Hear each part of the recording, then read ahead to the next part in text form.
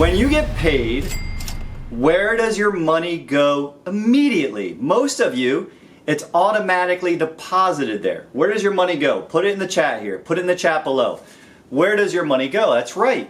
It goes to the banks. Here's the question. At the moment of deposit, the funds become the property of the depository bank. Thus, as a depositor, the person that earned the money, you're in essence a creditor.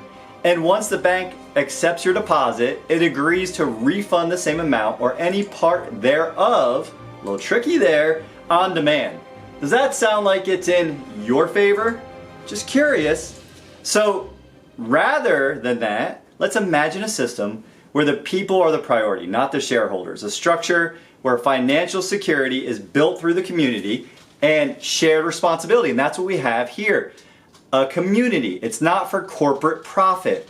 Today we're going to dive into this concept, a legacy of protection and mutual support that started with visionaries like one of our founding fathers, Benjamin Franklin. While banks often put their interest first, making money on your money, mutual societies were designed with one goal in mind: safeguarding you, the member, the part of the community where everyone cared about each other. Welcome everyone.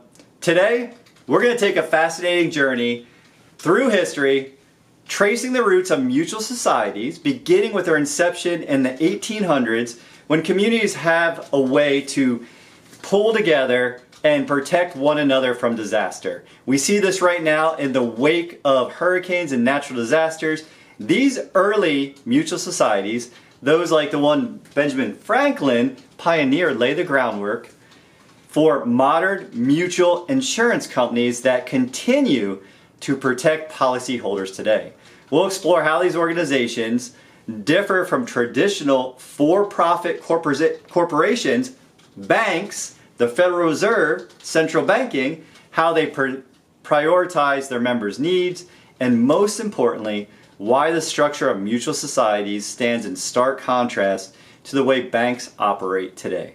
If you ever wondered why banks don't always have the financial security in mind, this presentation is going to shed some light on mutual companies, mutual societies, and an alternative solution of trust, protection, and shared success. Let's jump in. So why people like Benjamin Franklin began pooling resources? Benjamin was a thinker. He was a creator. He was someone, a visionary that thought long term. Mutual societies were designed to ensure that the losses that faced by one person, one family, the breadwinner, when they're out working, if they died prematurely, it allowed the community to share that loss, helping and allowing for a faster recovery. It reduced the individual burden. Because why? We're only as strong as our weakest link. So they pooled resources. And this was Ben Franklin's big dream, part of one of his big dreams.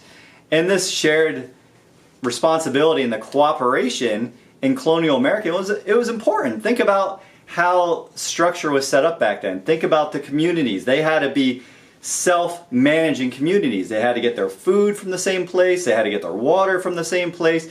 They had to have someone that was going to do the blacksmithing, the metal, the carpentry. They all pooled their resources to build a civilization, to build a community. The communities were more self-reliant. It wasn't so global as we're seeing today. And what a kind of rare concept in the global community and the way that we're pushing towards this complete globalization. Yes, it gives everyone more equal footing, but at the same time, back when it was a mutual community, members often felt and shared a responsibility. It created bonds, it created relationships, it created trust and belief and love. And mutual societies were a formal expression of this community mindset. It allowed people to manage their own risks by working together.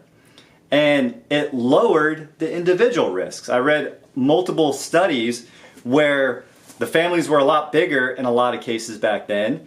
And say the father was working and one of the sons was off in college or learning a trade, and then the father passed away. Well, what happened? The burden fell on the next man in line, and that man would have to come back from whatever he was studying, whatever their dream was, and take care of the family, to provide, to protect.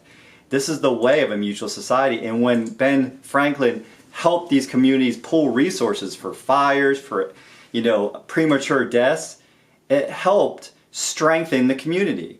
So that way, if one house burned down, rather than the person facing that entire loss, the cost was distributed among the whole society. And that risk mitigation made people feel confident. It helped them feel secure at night, comfortable, free, which is what we all want to feel. And made it easier for individuals to recover from accidents or disasters or premature deaths, which is really common hundreds of years ago and still can be pretty common today. So let's look at the structure of the mutual society. Again, it's a mindset shift. It's something that used to be there, something that our grandparents and great-grandparents and great-great-grandparents knew about. And the mutual society was simple but highly effective. Because why? They were constantly depositing into the relationship capital, right? We're making deposits into the community, into each other. It had member ownership. That's a novel idea. Owning your stuff, owning your health, owning your financial responsibility, owning your leadership as a parent. Every policyholder or member shares or owned a share of the organization. There's no external shareholder seeking dividends, seeking profit off of someone else's back. The policyholders in a mutual society benefited from the society's success and surplus earnings. What sounds like that? And the governance, right? The leadership of mutual societies is typically governed by a board of directors or trustees who are elected by the members. This ensures that the leadership is directly accountable to the people they serve. Wow, the more I share, the more this sounds like utopia, like a dream. And the premium contributions that were made, members contribute through regular premiums, through risk pooling, much like modern insurance payments. These premiums form a collective pool which claims are paid.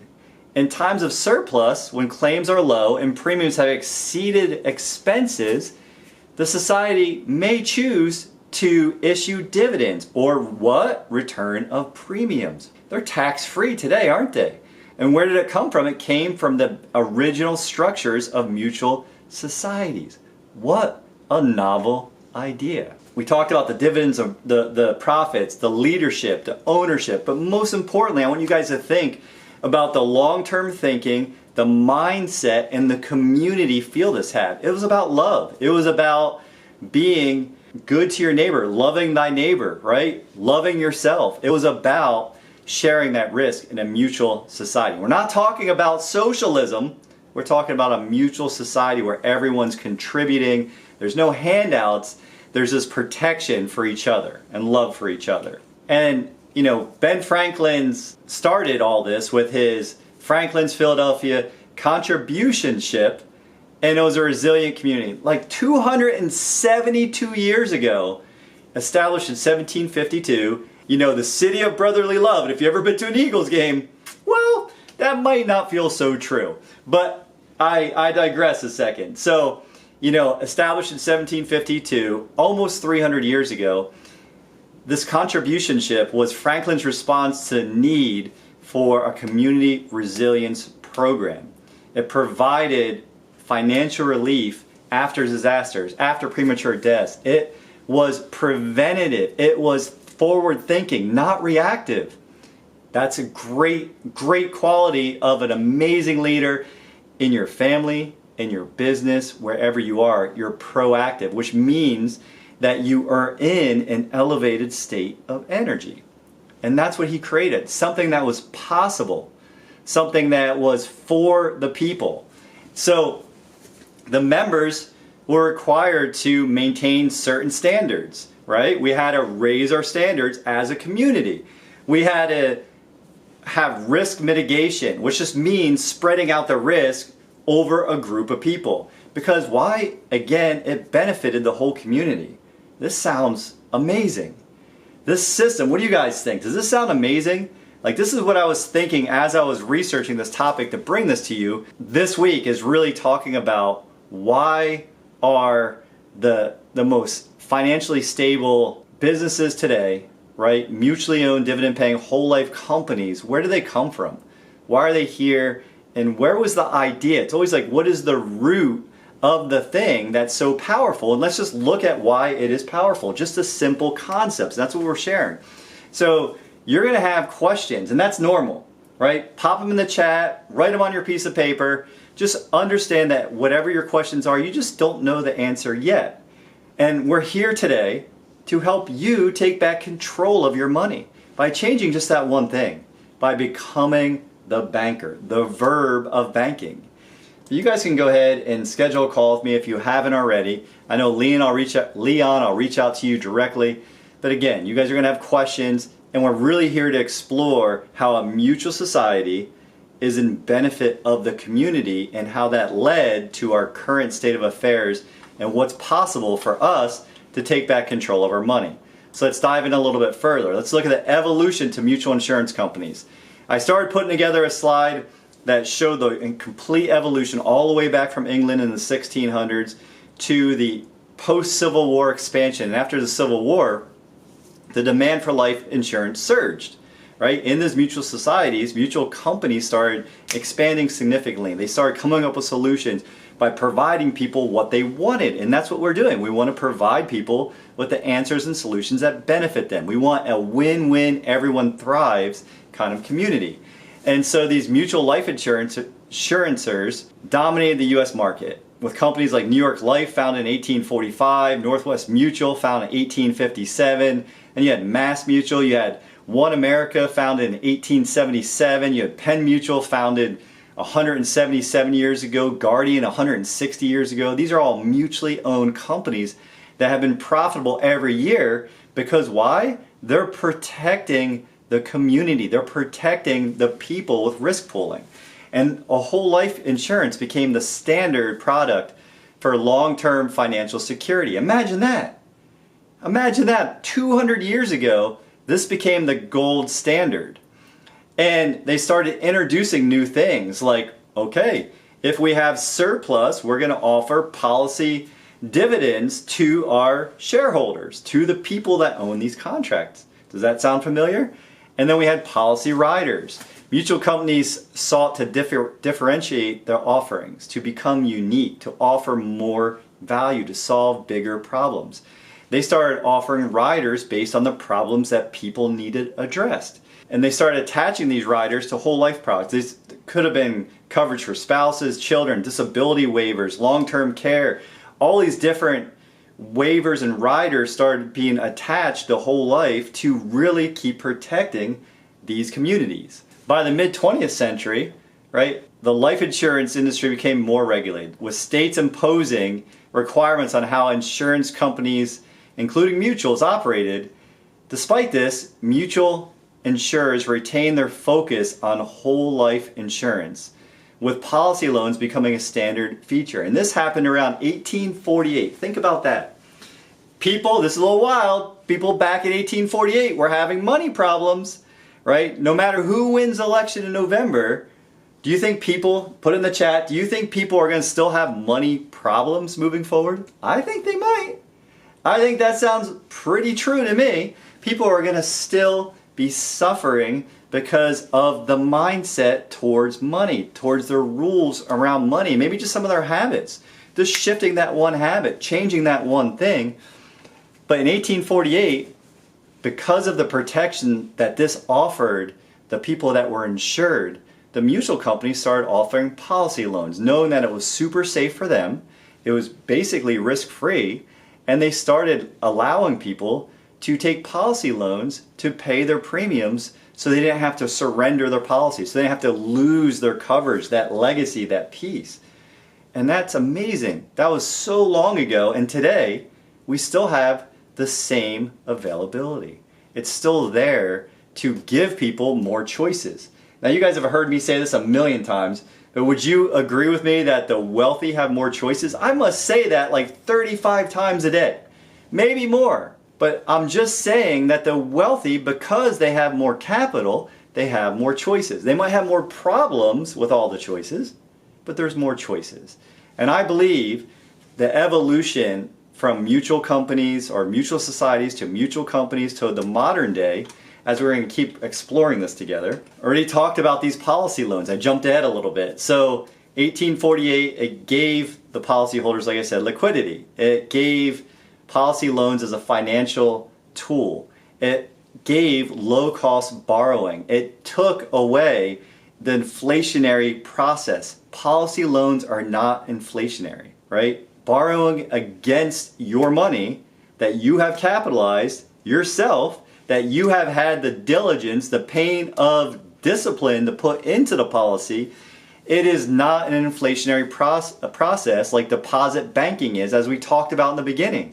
Again, how wild is it, just to remind you guys, when you make a deposit, as soon as that money leaves your hands, or maybe it never even made it to your hands, most likely it was direct deposited from wherever you're getting paid, it goes right into the bank, and the bank does what? It owns it now. And now you are a borrower from your money. You deposited it, and now you're a creditor.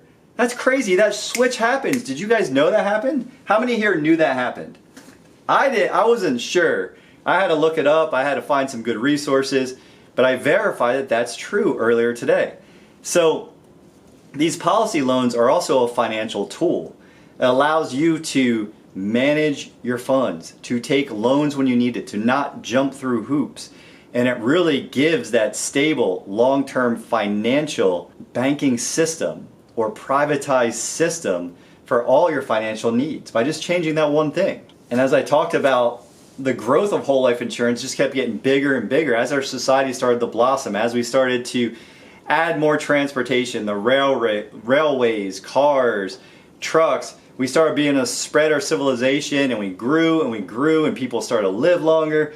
And we went from the 19th century to the 20th century, but yet during all of the changes, these mutual companies, like I mentioned, Mass Mutual, Guardian, One America, Lafayette Life, Penn Mutual, Security Mutual Life, they thrived.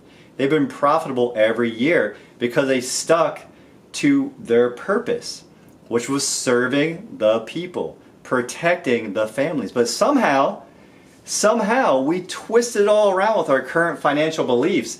And now we have to teach this all the time that no, this has been good since its inception. It came from a place of goodness. And then today we're like, oh, well, why wouldn't you do that? Well, everyone else isn't doing it, right? It's not 1979 anymore where 85% of Americans believed in whole life. Now the number's probably around 50% or less.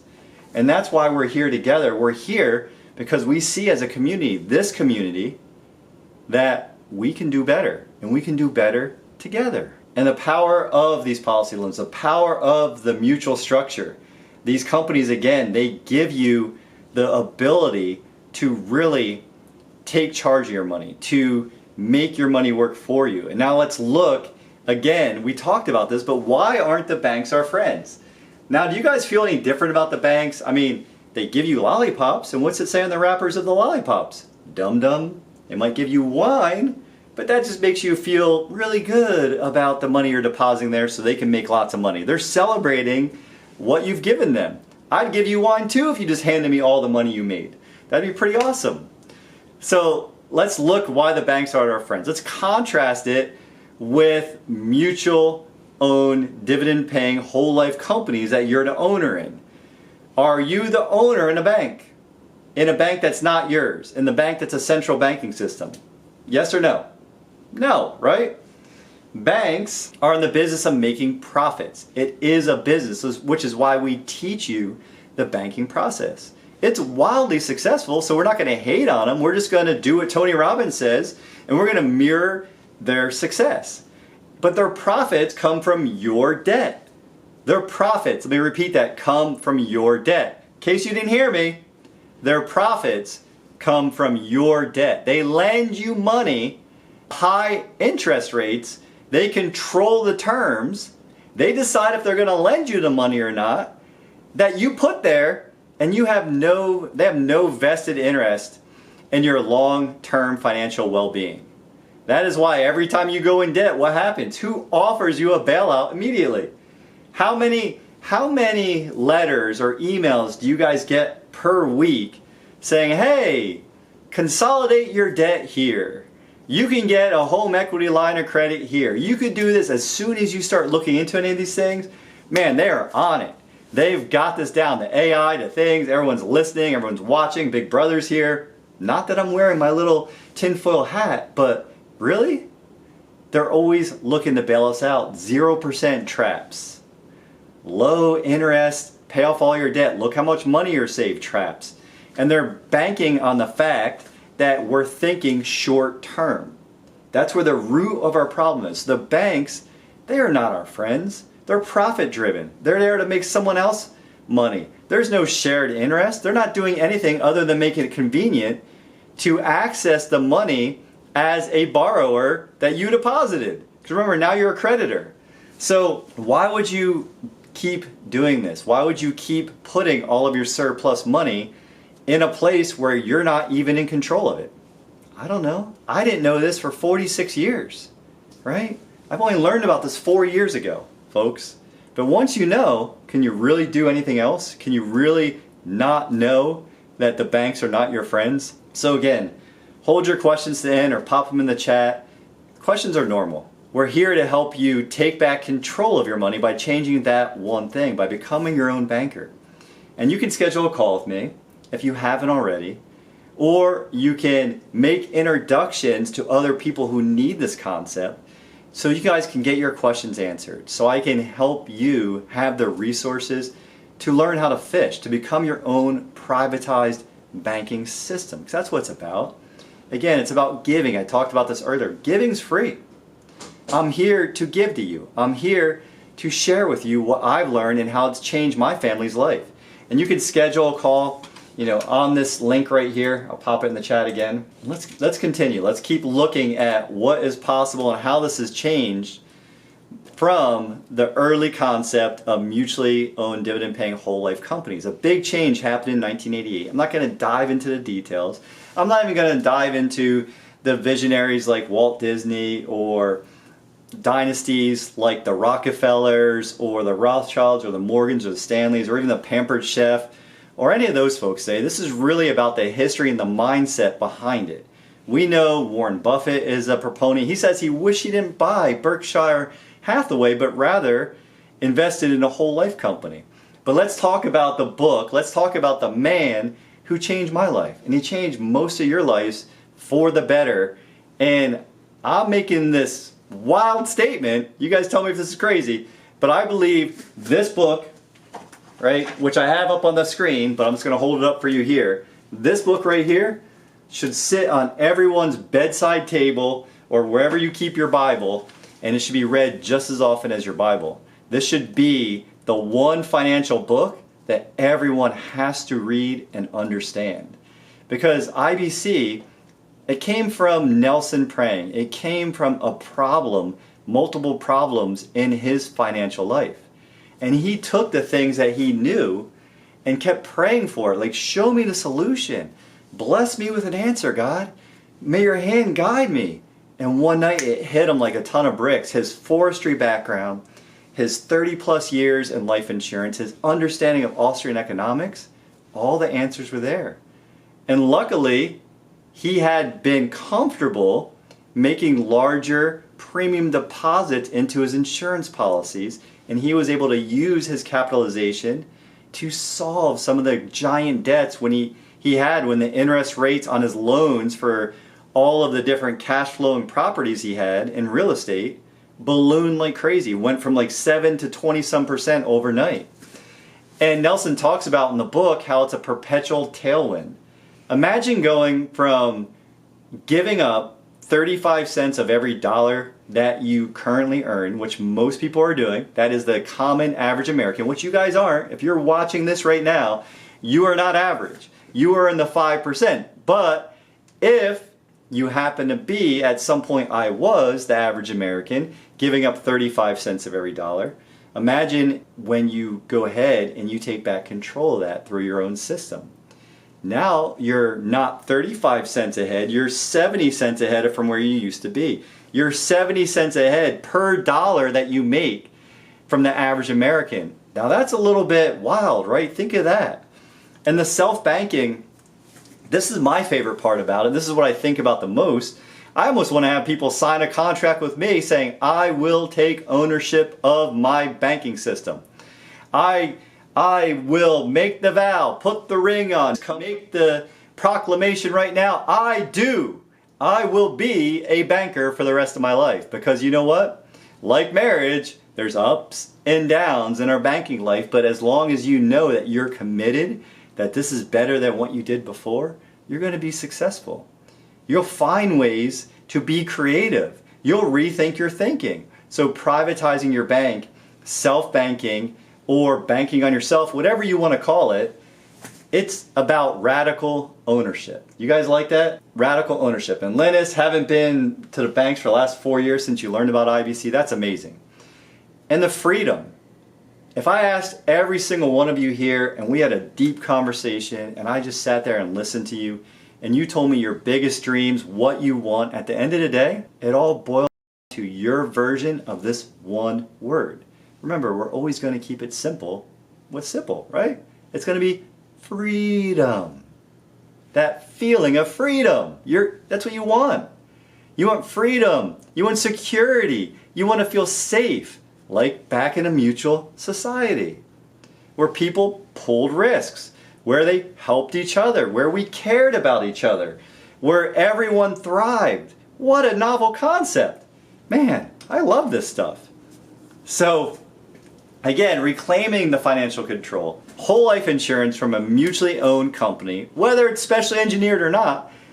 I teach special engineering to solve your financial needs, your living benefits, but either way, it's a blessing that you guys can all give to your family. And you got to get approved while you can get approved. There's a time that you're not going to be able to get approved. There's a time, I've had guys that his policy lapsed, got cancer, can't get considered again for years. And so he's open policy to other members, but he's still not protecting his family the way he was before. And why? Because he just hadn't learned about this yet. No feelings there, but it hurts my heart that that's happened. I have 100 of those stories. So this is a tool that you guys can use for your financial future. This is a tool that rather than depositing the money into a bank where you give up control of the money, you become a creditor immediately, this whole life insurance, you are number one in line. You are the most important in line. You have full control. It offers all the living benefits, the access to it, the guaranteed growth, the guaranteed tax-free growth away from Uncle Sam. He's not a very good uncle when it comes to finances, right? So we want to help you do what people were doing 200 plus years ago. Just do what was successful. Why recreate the wheel? Just stop and think for yourself. That's my call. Stop and think. I like that. Rethink our thinking, like Nelson would tell us to do. So by leveraging this whole life insurance, you become your own banker. You take control of your financial destiny. And we look, what does that look like? How can you do that? Well, if you guys have questions, pop them in the chat. You know, we went through Are Banks Your Friends again. We showed that it's about making someone else money, not you. And from there, we went on a journey together about mutual societies, Ben Franklin. We came full circle about why that was risk pooling involved, why that helped protect the weakest or maybe the less fortunate in that society, why people shared the risk willingly because they could sleep better at night.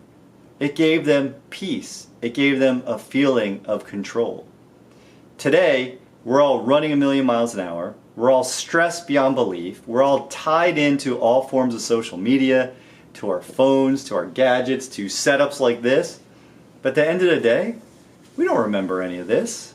This is just an idea that I'm sharing with you. I'm just here to give, to pour into you guys, and I want you to have that control. I want you to feel that security. Guys, if you're new here, pop your questions in the chat, ask me questions, interact, let me know what kind of financial problems you're having. Let me know what the biggest thing, like Jeanette who jumped in here, Jermillan, Emmett, what questions do you guys have? What are you feeling in this moment? Like, you're here for a reason. What is it that you want? What is it that you need? What is it that you hope to accomplish by continuing to learn about this, by looking into the history? I mean, I found all of this stuff in a couple hours of research. Really things I keep hearing, like when policy loans started in 1848, when these mutual companies started and how they've been profitable every year. Every time I hear that, my mind just goes, holy cow, that means they were profitable through both world wars, through Vietnam, through coming off the gold standard, through every financial crisis, whether it was Black Monday or the Great Depression. I was like, wow, that's powerful. That's powerful stuff. So again, thank you guys for being here. Make sure you don't miss next week. We're going to have something special for you. Today we explored, again, are banks our friends? I've showed you, no, banks are in it for profit. They're in it for someone else's interest, not yours. So we went back in history. We went in the way back machine, all the way back to the founding fathers, to Ben Franklin, to mutual societies, and the idea of risk pooling, the idea of the society was only as strong as its weakest link, as the most unfortunate person in that society. So people started helping each other by pooling their resources and protecting people against fires, against, premature deaths. And we really showed you that this was an act of love. This was forward thinking, long-term thinking. And then we tied that into how mutual companies were born almost 200 years ago, right? 170, 175, 160, 148 years ago, these mutually owned dividend paying companies were born. And how today that same structure that's been around for 200 years that is still protecting America's wealthiest families, it's available to each and every one of you. And it's something all you have to do is take the ownership to learn how. Learn how to fish. Use myself and my peers as resources. If you guys are new here, go ahead and smash the like button, ring the little blue bell, and subscribe so you can share this with others. So until next time, watch this video I'm going to see you in. We learn more about specially engineered whole life, and I'll see you guys soon. Be blessed. Talk to you soon.